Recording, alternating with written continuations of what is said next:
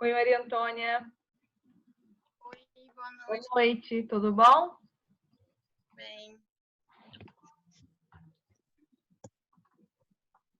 O povo está chegando.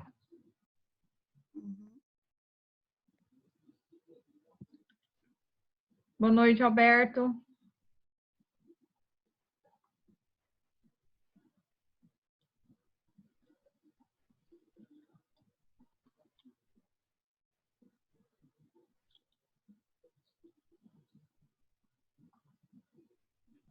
Alberto? Opa, boa noite. Boa noite, tudo bom? Deixa eu te falar, se o grupo 4 não chegar, você pode apresentar? Claro, tranquilo. Maria Antônia, você é qual grupo? do 3. Ah, então você vai primeiro. Vou pegar ele aqui.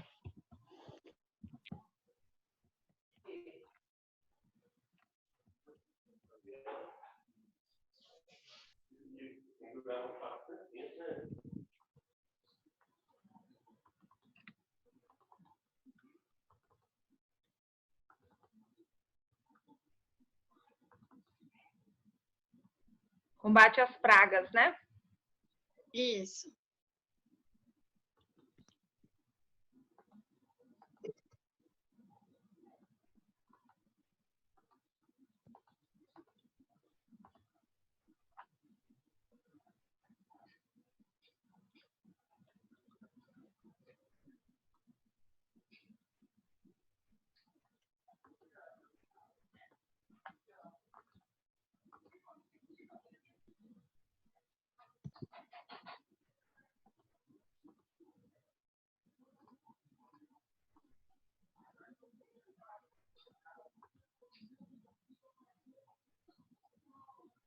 Aí.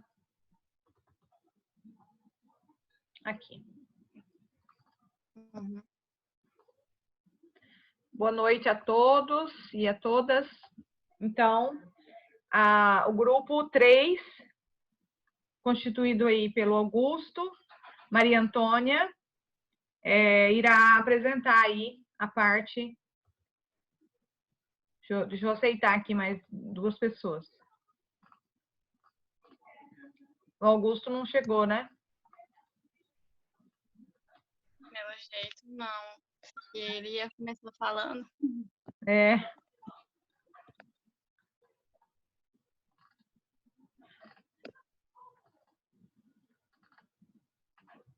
Ele fala bem. Deve ter sido Não, uma entrevista. a gente tinha conversado para ele falar no começo. Você quer esperar? Daí pode ser outro grupo. Pode ser, se puder. Uhum. Então, quem se prontifica aí no próximo? Pode ser você, Alberto? Pode. Então tá. Então, eu vou pôr o do Alberto, que é uma das plantas aí mais emergentes no momento, né, Alberto? Sim.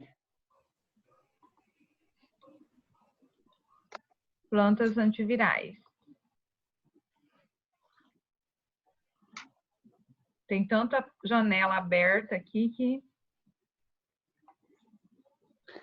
Eu ia dar atualizada com o nome dos autores, dos nomes científicos da planta lá, mas acabou que nem deu tempo de fazer hoje, eu ia mandar depois. Ah, mas não tem Aí problema. ficou sem Você mesmo. arruma, tipo, se você quiser depois arrumar e mandar, né? Aham, beleza.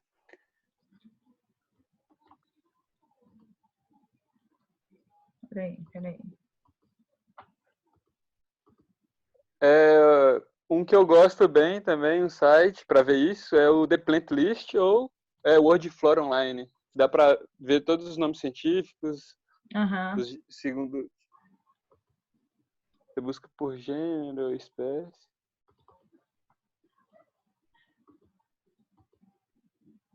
É que a gente tem as manias, né? Então, Desde quando eu comecei, assim, às vezes eu ia procurar algum nome nesses outros sites e eu não encontrava. E o Trópicos eu nunca me... nunca, sempre encontrei todos lá. Até achei estranho que a menina falou que não encontrou o nome científico da cibopoco, né, da citronela. Sim. E aí Eu não realmente cheguei a olhar esse site. eu olhei e não vi. Aí eu vou olhar depois esses outros aí, então. Pode iniciar, Aham, então. beleza. Eu não cheguei a olhar nesse site, no Trópicos, provavelmente dito, mas se você colocar o nome popular, ele aparece científico também, ou você tem que buscar pelo Sim, próprio nome científico? ele aparece o popular também. Ah, legal. Isso é uma vantagem. Então vamos lá, né, gente? Um tema super atual aí, né? Em tempo de pandemia do coronavírus.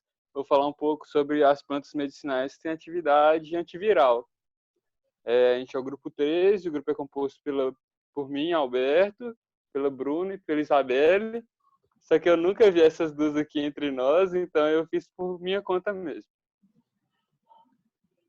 Começar falando um pouco das políticas públicas que regem os fitoterápicos, que eu acho isso muito importante. A professora Isanete, ela falou no início do curso, né, que são principalmente duas políticas.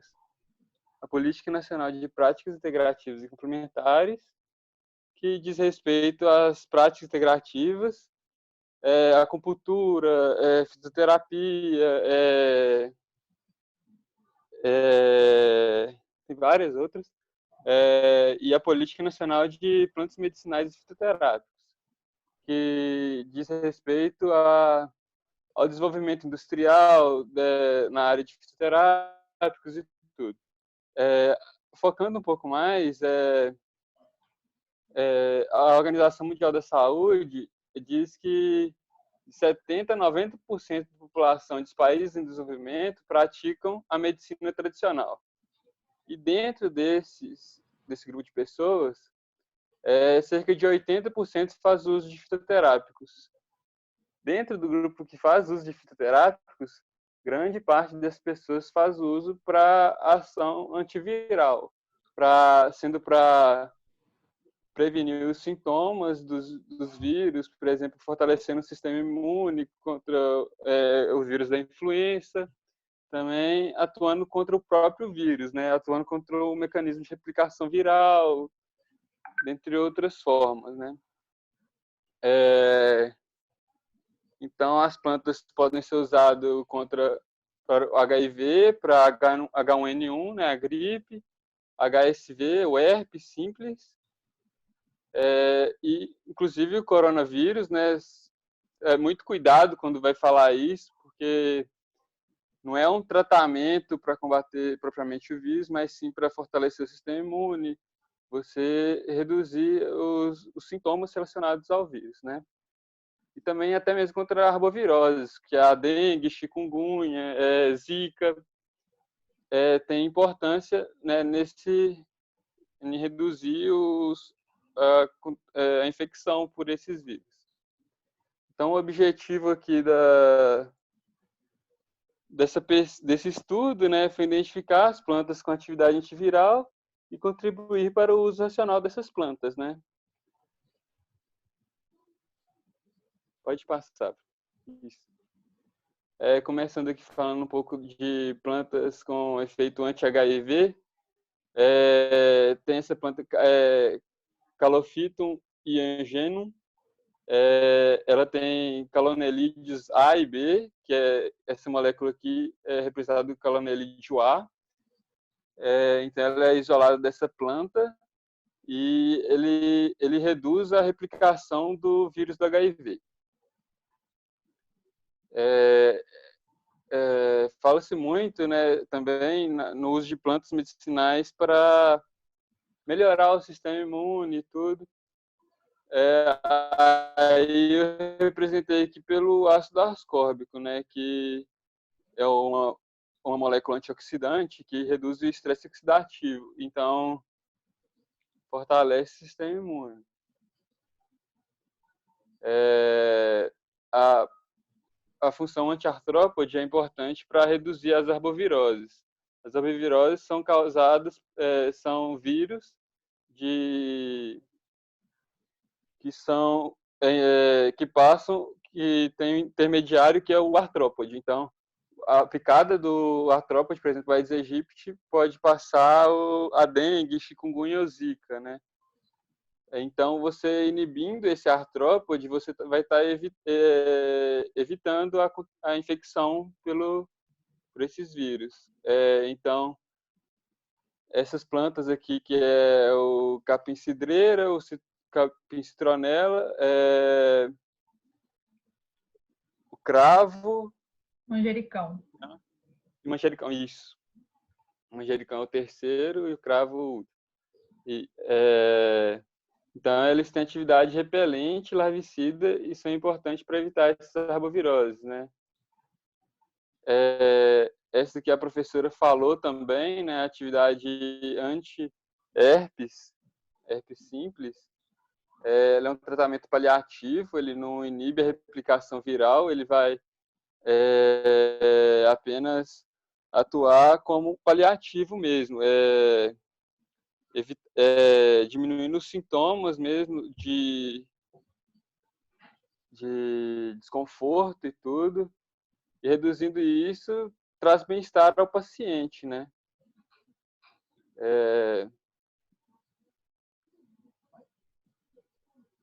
Mas ele é paliativo, mas é isento de efeitos adversos e mecanismos de resistência viral, como ocorre, por exemplo, com o abacavir, que ele é usado para inibir mesmo a replicação viral, inibir os mecanismos do vírus, né? Mas ele pode aumentar também a imunidade e impedir que a pessoa, né, desenvolva. E tem a recaída, tipo, é porque a herpes ela é uma doença que fica latente, né? Aí você melhorando isso, ela não vai vir à tona, vamos dizer assim, né? Então, concluindo, né, bem brevemente mesmo que eu fiz,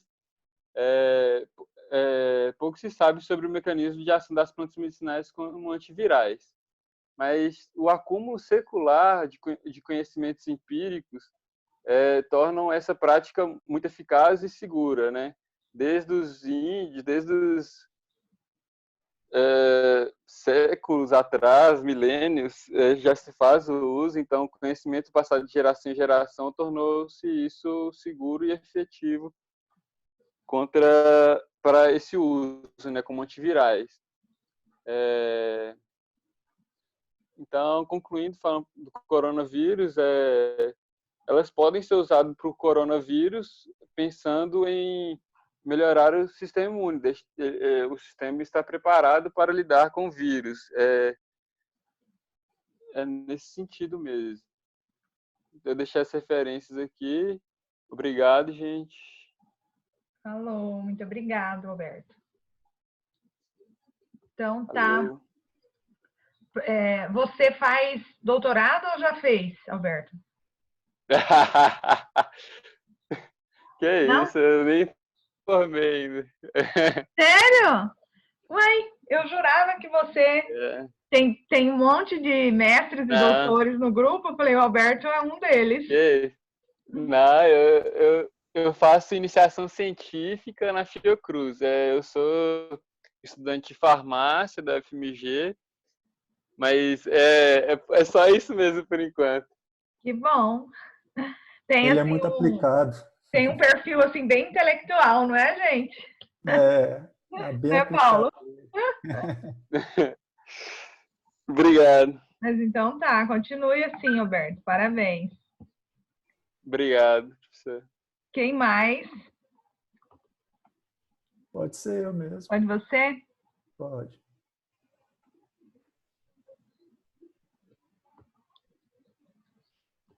Parece que eu não sou. Oi. Se o meu colega não entrar, não tem problema não. Depois do Paulo, eu apresento mesmo. Sozinho, não tem problema. Chegou. Acabou de entrar. Tá. O seu Se grupo... quiser seguir a ordem, pode ser. Eu acho que eu não salvei. Peraí, deixa eu salvar rapidinho aqui.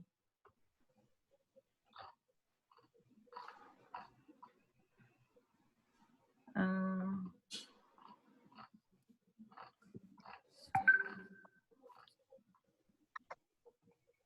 Oi, Augusto. Estávamos te esperando. Oi. Mais um detalhe interessante, professor. O Ah, pessoal estava falando muito daquela planta lá, anis estrelado, que extraía o oseltamivir, que é o Tamiflu, né? sim. Só que não é muito bem assim, né? Não. Não é simplesmente porque tem o oseltamivir que vai ser usado para o coronavírus também. Aham. Muito Né? cuidado quando divulga esse tipo de conteúdo, né? É. Porque também ele passa por uma rota de química também, né? Aham. Ele passa por uma síntese química, né? Então É, não é simplesmente extraído da planta também. verdade. Já se circulava uma notícia da erva doce antes do corona. E aí agora eles continuaram, mas não é verdade, não. Não funciona. Uhum.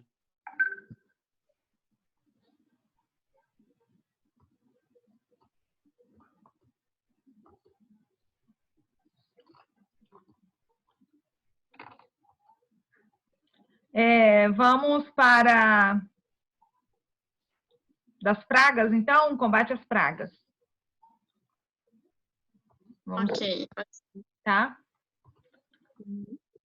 Então, podem dar início aí. Augusto, tá me ouvindo?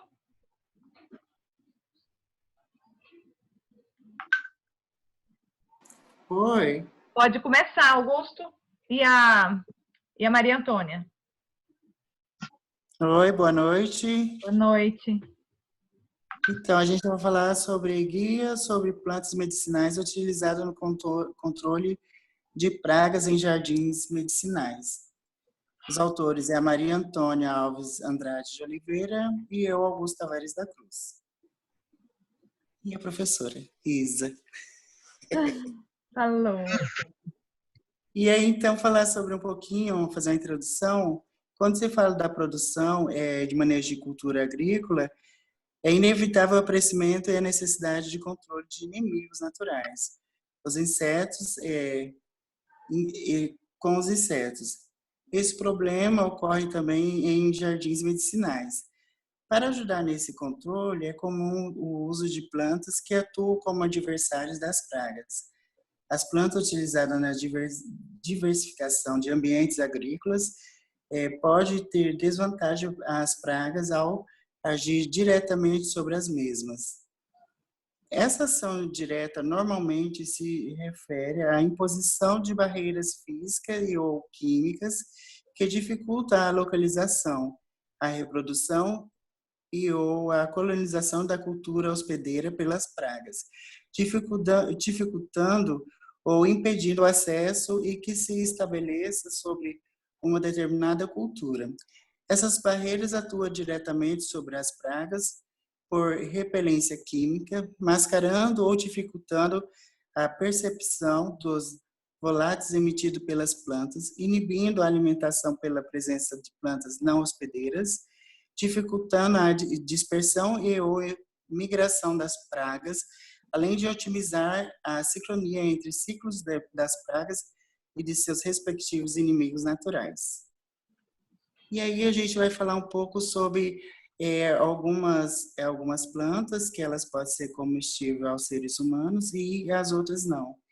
Desculpa se eu não consegui falar as palavras, porque não é o meu ramo.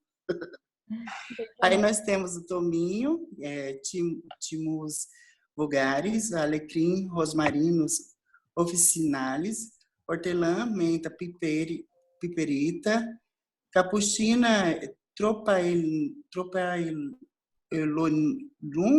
manjus, coentro, coriandro sativum, manjericão, ocimum basilicum, alho, Allium sativum, sálvia officinalis E os que não são para uso alimentar, a Tagetes patula, gerânio, pelargone, hortorium, cheiro de mulata, tanexetum vulgare, citronella, Cymbopogon viterianus e losna, Artemisa absinto.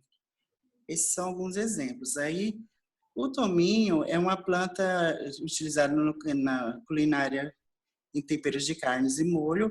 Ele requer pouco cultivo e é presente em terrenos secos. O arbusto do tominho tem poder de afastar borboletas de couve, considerada praga em algumas plantas cultivadas, principalmente de couve-flor e brócolis, onde as lagartas desfolham a planta. Tá me escutando? Sim. Então tá. O alecrim, que é considerado uma planta fácil de se cultivar, é muito indicada para jardineiros, né, principalmente tendo boa tolerância às pragas. O arbusto é capaz de afastar borboletas da couve e mosca da cenoura, e ela é uma companheira da sálvia. Legal que as plantas têm companheira, eu não. Sim. Droga. Hortelã é uma herbácea, é muito cultivada em todo o mundo devido às suas essências aromáticas. O cheiro da hortelã repele lepidópteros, como borboleta de couve, formigas, até mesmo ratos.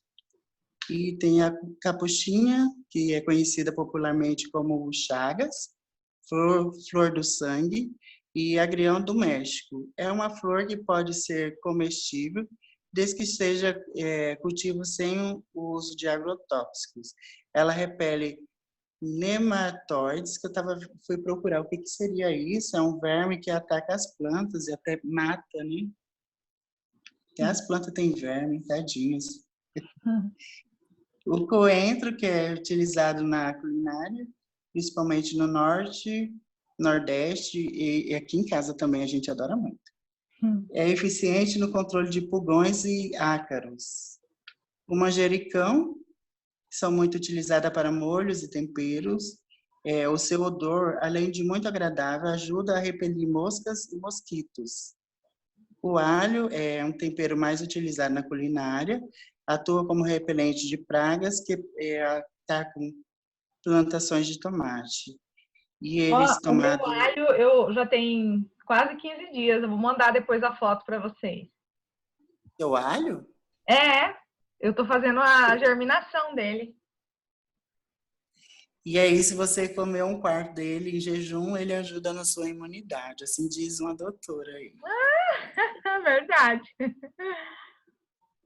O tagetes é conhecido como cravo de defunto, misericórdia, por possuir odor considerado forte e de até desagradável. Ele é ótimo repelente natural de muitos insetos e protege contra os nemáteos, que são os vermes das plantas.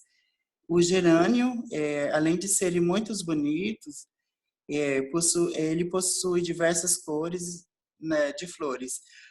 Ajuda a proteger o jardim, pois a espécie é um repelente natural de insetos. O cheiro de mulata ou erva de Marcos, o aroma dele é forte, dessa planta medicinal, repele insetos voadores. Ela pode ser plantada em toda a área do jardim. A erva ainda é utilizada para fazer a água de cheiro, utilizada pela religião afro para o uso, por isso seu apelido de cheiro de mulata. A sálvia, que é a companheira do alecrim, que tem um sabor forte, ao mesmo tempo refrescante, assemelhando levemente ao alecrim. Ela repele mariposa de repolho. A citronela é uma planta medicinal muito utilizada como repelente para insetos, eficaz contra mosca, mosquitos e formigas. Fiquei pensando qual a diferença de mosca para mosquitos.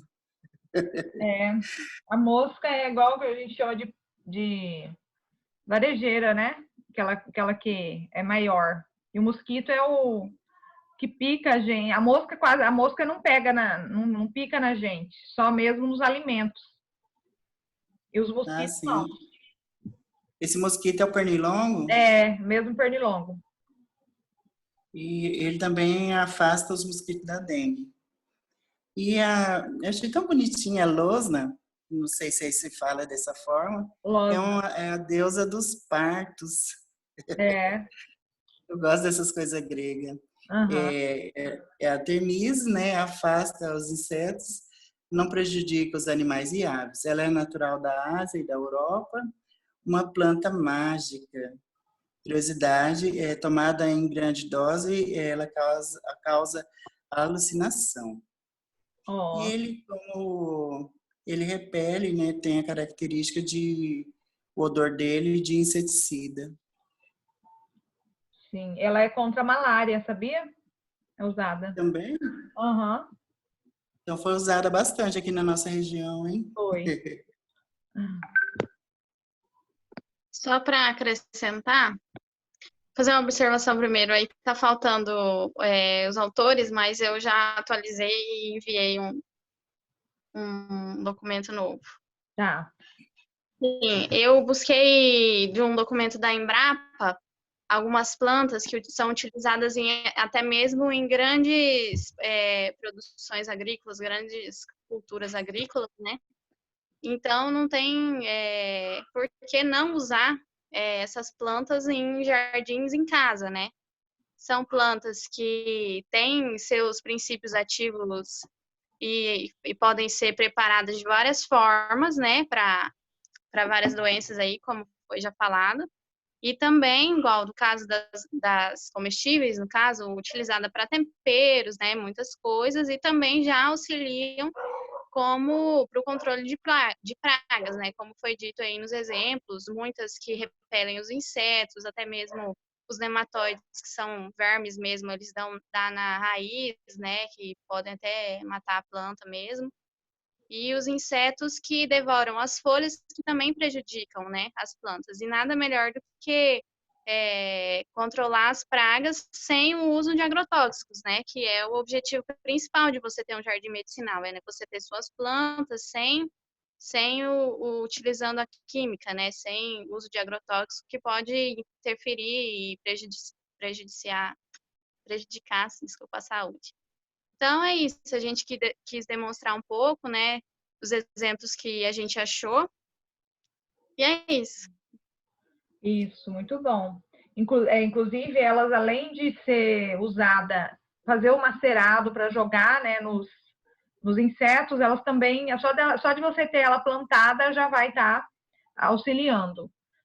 Uma Isso. planta, assim, que não pode faltar, todas elas são importantes, mas o cravo do defunto, que é a tagetes, né, é uma planta, assim, que protege muito.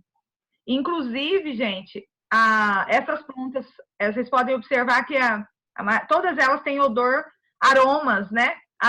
São aromáticas. Uhum. E principalmente essas duas, dos aromas aí mais forte, que é a losna e o cravo de defunto, ajuda muito até para combater piolho, matar piolho, tá? Então pode fazer o chá e lavar a cabeça das crianças aí, que não tem nenhum problema, não é tóxica, né?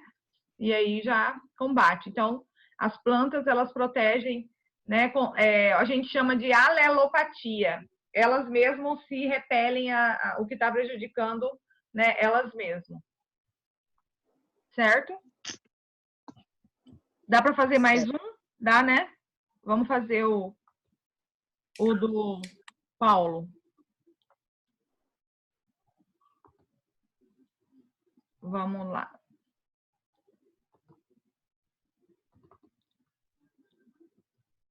Tá vendo aí o folder? Tô sim. Tá. Ana Paula tá aí? Não, né? Sara? Thalita? Não sei. Acho que não, né? Não. Então, pronto. Pode começar, Paulo. Pronto. Então, a gente vai falar um pouquinho sobre fitoterapia e odontologia. Eu sou o único dentista aqui do grupo, né? Então, vou tentar falar numa linguagem assim mais acessível para vocês sobre essa parte da odontologia. A gente falou muito, né, sobre plantas medicinais. A professora Isanete veio com toda a sua, né, todo o seu conhecimento aí desde o primeiro dia de aula até hoje. Então a gente vê que a biodiversidade no Brasil ela é muito grande e isso é uma fonte muito rica, né, de matéria-prima para produção de medicamentos. Então na área da odontologia a gente não poderia ficar de fora, né? Então muitos dentistas estão se interessando pelas plantas medicinais justamente por conta dessa riqueza, né, de compostos ativos que tem um potencial terapêutico muito importante. Pode passar. Ih, ficou pequenininho. Dá para aumentar um pouquinho só? Aí. Pronto. Então, dentro da odontologia, se a gente for pensar no uso das plantas medicinais para tratamento odontológico, eu ia ficar aqui o dia inteiro falando, porque a gente pode utilizar a planta medicinal para tratamento, por exemplo, de candidíase bucal, né, que é a Candida albicans, Candida glabrata, enfim, que são fungos que podem colonizar a cavidade bucal, especialmente se o paciente ele tiver imunossuprimido. Ou então a gente pode pensar no câncer bucal, então plantas medicinais que poderiam estar aliviando sintomatologias, né, de pacientes com câncer bucal, por exemplo, dor, enfim. A própria afta, né, então úlceras bucais que podem acometer também a cavidade bucal. Mas, então ficaria muito grande esse trabalho, esse folder, né, para apresentar todas essas doenças para vocês. Então eu trouxe apenas duas, né, duas doenças que são bem comuns e que vocês escutam bastante, que é uma doença chamada doença periodontal, que é a famosa piorreia, né, muita gente conhece ela como piorreia, que é essa primeira daí. Ela é uma doença que basicamente o que acontece, o paciente ele deixa de escovar o dente adequadamente, né? Então acumula essa placa bacteriana, né, que na odontologia a gente chama de biofilme dental. Então você vai ter um acúmulo de bactérias e o crescimento de bactérias que causam as doenças, né? Especialmente para essa doença, que é a doença periodontal, a gente tem bactérias anaeróbicas, por exemplo, Porphyromonas gingivalis, Agregatibacter actinomycetem comitans, Fusobacterium nucleatum, Tannerella forsythia, enfim. Então, a gente tem uma série de micro-organismos anaeróbicos extremamente patogênicos. E o que o nosso corpo, então, vai fazer? A gente vai tentar combater esse micro-organismo. Então, a gente vai ativar uma resposta imunológica, né? Então, a gente produz, né, proteínas chamadas citocinas pró-inflamatórias para justamente ativar a resposta imunológica para combater esse micro-organismo. Que bom! Então, isso é o ideal. Só que o grande problema para essa doença é que essa própria resposta imunológica ela acaba sendo muito agressiva. Então, essa resposta imunológica, essas citocinas pró-inflamatórias que vão ser produzidas, vão ativar osteoclastos. E aí, para quem não sabe, o osteoclasto é uma célula que reabsorve o osso. Então, o que vai acontecer? A gente produz uma defesa contra a bactéria, só que essa defesa ela também ativa o osteoclasto, resultando em quê? Reabsorção do osso que sustenta o dente. Então, acaba que o paciente perde o dente, né? Então, a gente pode ver aí na foto, né, nesse primeiro quadrante aí, a gente vê um acúmulo de placa bacteriana. Isso, valeu, Isanete. Então, a gente vê um acúmulo de placa bacteriana, né, entre os dentes. Não sei se vocês estão conseguindo perceber que existe um espaço entre o dente. Por que está acontecendo isso? Porque o paciente ele está perdendo o osso. Então, por ele estar perdendo o osso, o dente ele começa a ficar um pouquinho mole. Se vocês puderem ver, a gengiva ela está um pouquinho inchada, né? É demaciada, que a gente chama. Ela está avermelhada. Então, como que você pode identificar se você está ou não com essa doença? Por exemplo, se você escovar seu dente e tiver um pequeno sangramento. Por exemplo, se você passar o fio dental e tiver um pequeno sangramento. Se isso estiver acontecendo, claro, se você estiver escovando de uma maneira que não seja traumática, né? Então, você vai você pode estar com essa doença, que é a doença periodontal, na sua fase inicial. Qual que é o tratamento? Limpeza. Então, você vai no dentista, faz aquela profilaxia, está tudo resolvido. Se você não procura o dentista, a doença ela começa a evoluir. Então, ela começa a evoluir, você começa a perder osso, não sente nada, não tem sintomatologia dolorosa nenhuma, e aí você acaba perdendo o seu dente. Tem paciente que relata, inclusive, que tira o dente com a própria mão, né? Então, por conta dessa perda óssea exagerada. Pode subir um pouquinho para a gente falar da outra doença, né? E a outra doença que é muito comum, acho que vocês todos conhecem, que é a famosa cárie dental. A cárie, ela também é produzida por esse acúmulo de placa bacteriana, especialmente, nesse caso, bactérias que não são anaeróbicas estritas, e sim anaeróbicas facultativas. Aqui a gente tem uma bactéria chamada Streptococcus mutans, que ela utiliza, né, especialmente o açúcar que nós ingerimos na alimentação. A partir desse açúcar tem todo o metabolismo desse açúcar, produção de ácido, e aí esse ácido ele acaba desmineralizando o esmalte dentário. Então, o que você está vendo aí é um processo de desmineralização.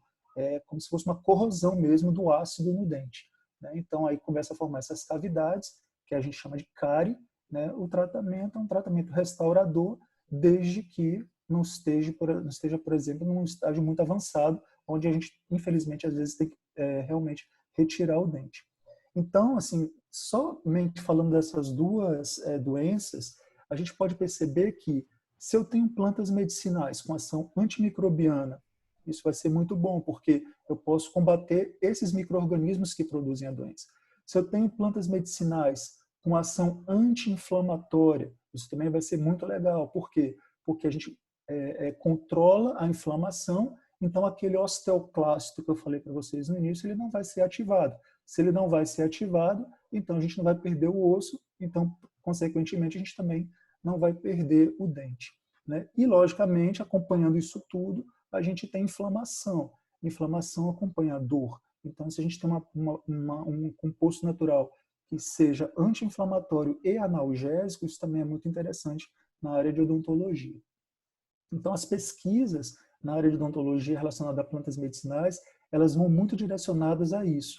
Se a planta ela tem compostos anti-inflamatórios, se a planta tem compostos analgésicos, se a planta tem compostos antibacterianos. Então, eu trouxe aí algumas, né, que são estudadas, tem muitas plantas estudadas, tem muita literatura relacionada ao uso de planta medicinal na odontologia. Eu não podia deixar de trazer o nosso alho, né, o alho aqui, que ficou tão famoso aí, o Augusto Tafan, né? E aí, o alho sativo, ele é uma planta muito interessante, porque além de tudo que foi falado aqui por Isanete, ela tem uma capacidade de inibir uma enzima produzida por uma bactéria muito agressiva da boca, que é a Porphyromonas gingivalis. Essa bactéria, ela produz uma enzima, que é uma protease. Essa protease, ela tem uma capacidade de simplesmente destruir os anticorpos que nós produzimos para a gente se defender, né? Especialmente um anticorpo chamado IgA, que é um anticorpo que é produzido na nossa mucosa. Então, o alho ele tem essa capacidade de inibir essa protease. Então, a gente poderia, e nesse artigo aqui, foi mostrado que ele tem essa capacidade de inibir em 94,88%. Ótima, né? Capacidade muito, exatamente, uma capacidade muito interessante, né? Pode descer um pouquinho. Vou subir. Tem a Sambucus nigra, que é o sabugueiro. Depois você vê se as fotos estão corretas. Até agora tá. E aí, essa planta, ela tem uma ação anti-inflamatória muito interessante. Ela inibe a ativação de um fator de transcrição chamado NF-κB. Então, para quem não sabe o que é um fator de transcrição, quando a gente produz proteínas no nosso corpo, é necessário que um gene seja ativado, né?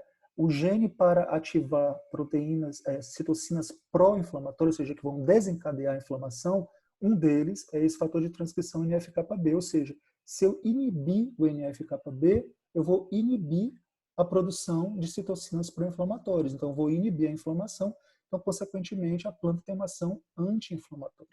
Então, o sabugueiro, por exemplo, ele tem essa capacidade de inibir a inflamação, e especialmente citocinas produzidas por células TA1, que são células T, né, linfócitos T auxiliares do tipo 1, que ativam a imunidade celular. O que isso significa? Que eles ativam aquele famoso osteoclasto que eu venho falando para vocês. Ou seja, o que essa planta pode fazer para a gente? Além de ser anti-inflamatória, ainda pode regular a atividade do osteoclasto. Então, eu além de conseguir uma ação anti-inflamatória, posso também conseguir inibir a reabsorção do osso e, consequentemente, não perder o dente. Deixa eu ver a outra plantinha que foi colocada. Aqui a gente tem duas, né? A centela asiática e a Punica granatum, que é o famoso romã. Eu acho que todo mundo já deve ter ouvido falar que romã ele é interessante, né, para combater inflamação, né, especialmente na boca.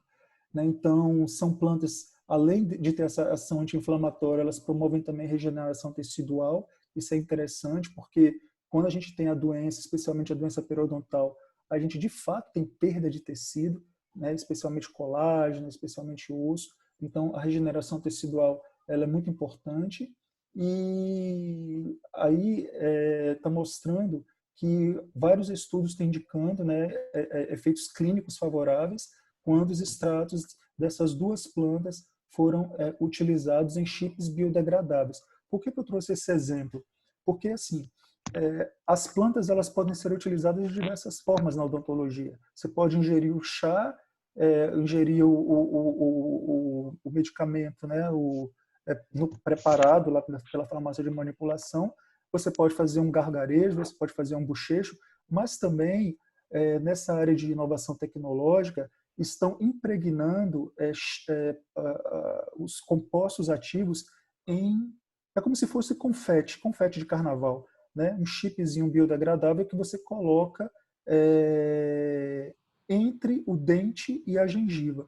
Então, o que vai acontecer? Ele vai começar a liberar esses compostos ativos de maneira gradual e com maior intensidade durante um tempo maior, e aí vou ter uma eficácia maior. E geralmente, para esse estudo, eles fizeram depois de fazer a limpeza. Então, fez a limpeza do dente, né?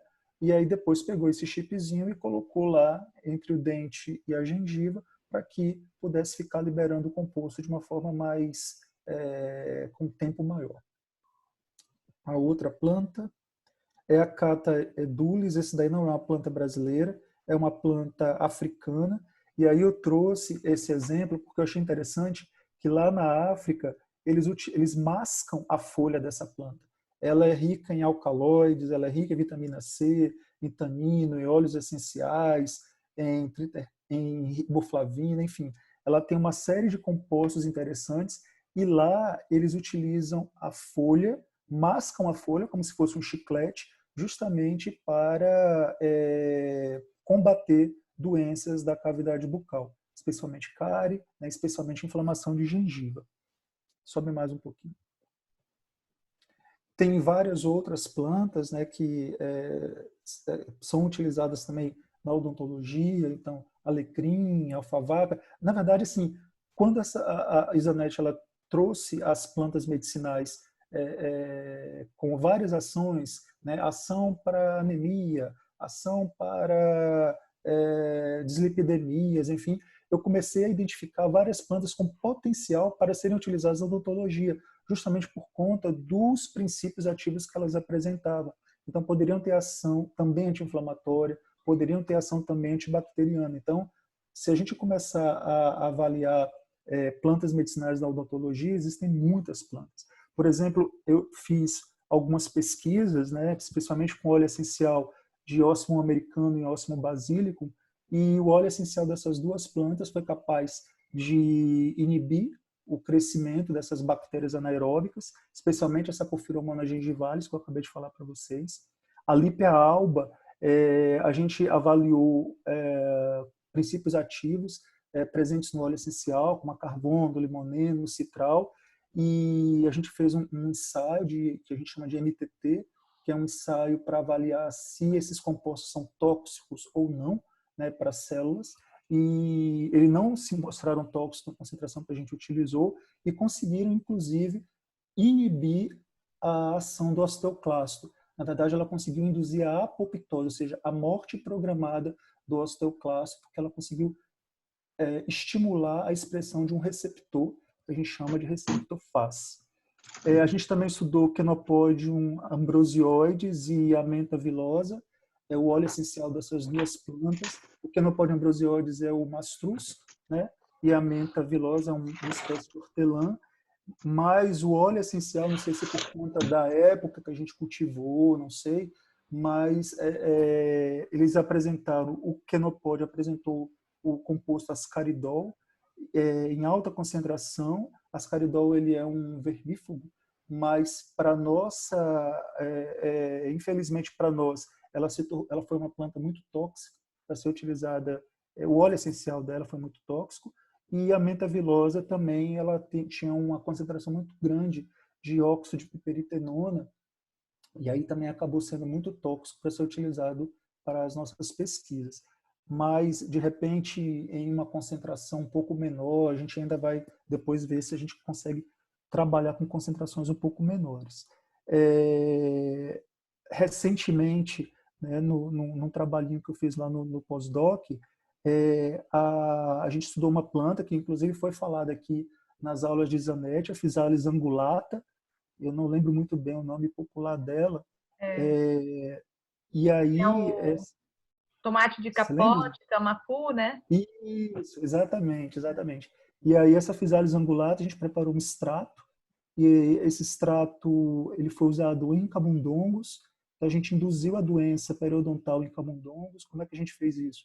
A gente injetou lipopolissacarídeo, que é um antígeno, né, da parede celular de bactérias gram-negativas, e aí esse lipopolissacarídeo estimulou a doença, né? A gente fez isso no camundonguinho e depois a gente tratou esses camundongos com as doenças. E aí essa planta ela foi capaz de inibir a produção dessas citocinas pró-inflamatórias, especialmente a interleucina 1-beta, e também inibiu também a metaloproteinase 9, que é uma enzima que ela estimula a degradação de colágeno. Então, para a gente é muito bom isso. E aí, no final, a gente fez a remoção das mandíbulas, ou das maxilas dos camundonguinhos e avaliou a questão da reabsorção óssea, se tinha conseguido inibir essa reabsorção. E foi interessante porque ela conseguiu inibir a reabsorção óssea também, quando a gente comparou com o controle. A gente utilizou, foi bem legal esse trabalho. Né? Ainda não foi publicado, mas quando publicar eu mando para vocês. E em relação a outras doenças, né, a gente tem feito também o uso de Lipia insignis, Lipia asiocalicina, Lipia origanoides. Essas lípias, especialmente origanoides. Você não usa, não? Nunca usou? Quem? A Lipia Qual? cidoides. Cidoides. Sim, exatamente. Tem um aluno lá que ele está trabalhando também com acidoides. Mas a gente fez né? Então, a origanoides foi interessante porque ela tinha muito carvacrol, né? Foi identificado muito carvacrol e aí foi utilizado para... A gente fez a mesma coisa só que dessa pessoa com rato. A gente imunossuprimiu o rato e depois infectou ele com Candida albicans e Candida glabrata.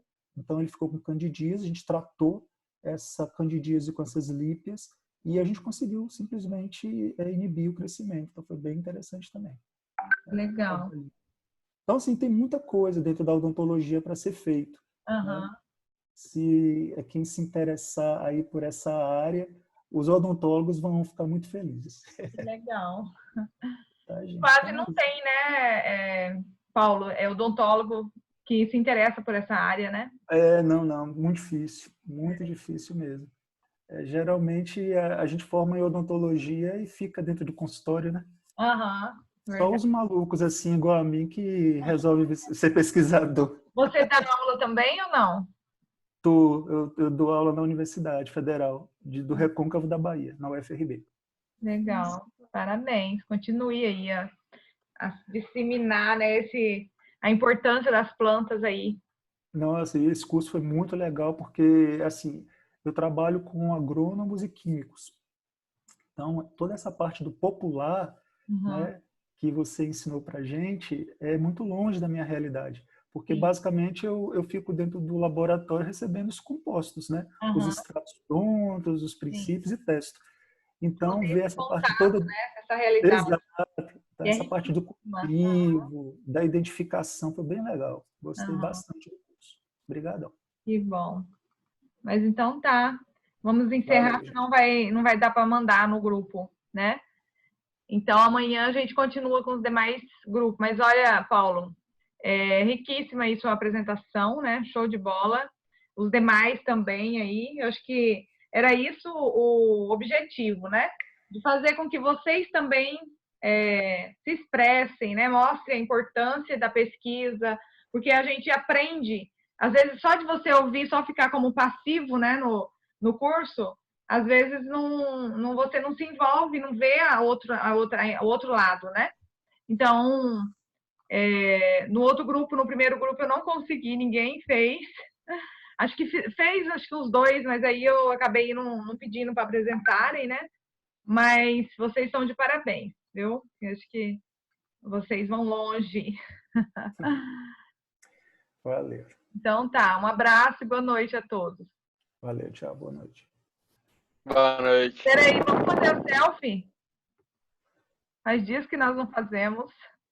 Depois eu vou mandar uma figurinha que o meu chefe fez hoje para mim lá na farmácia. Colocou. Vamos fazer uma selfie. Peraí. Vou pegar meu celular.